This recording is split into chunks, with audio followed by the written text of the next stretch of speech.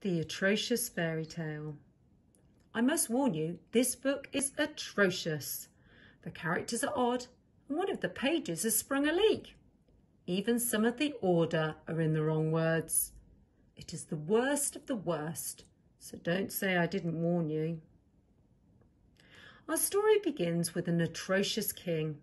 None of his rules made any sense. "Tuesday," said the king. "There is no such day, and I'll hear no more of it." From that day on in his kingdom, Monday was followed by Second Monday, or First Wednesday. His daughter was an atrocious princess. She was not fancy and polite like most princesses, despite taking princess lessons each day. She never brushed her hair, she smelled of month-old bananas, and she was very devious. She even set traps inside this story.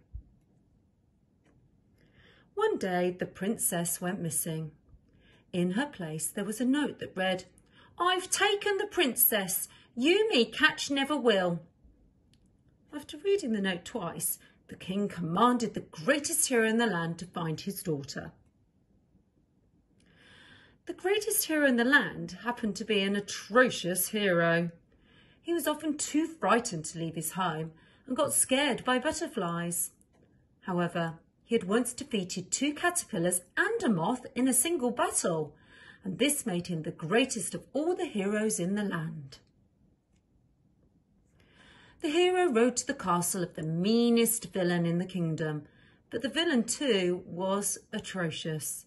He brought flowers to old ladies whenever he could, and out of the kindness of his heart, he once built a house for someone who needed it, the hero. The hero stormed the gate and charged into the dungeon of the villain's castle. "Surrender the princess!" he yelled, while shaking in his armour.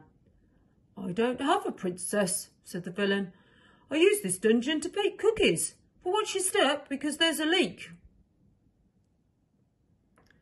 The hero was more confused than usual. "If you didn't take the princess, then who did?" asked the hero. "We should go and ask the dragon what he thinks."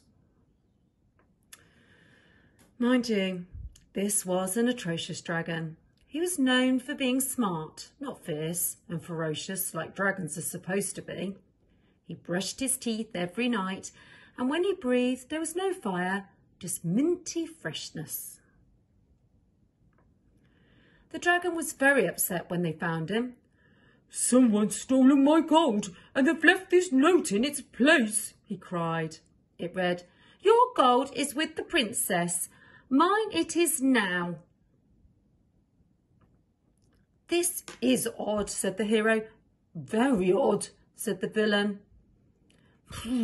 Said the dragon, who always flossed his teeth when he was upset. "Perhaps the queen knows something." The queen was running around the castle when they arrived.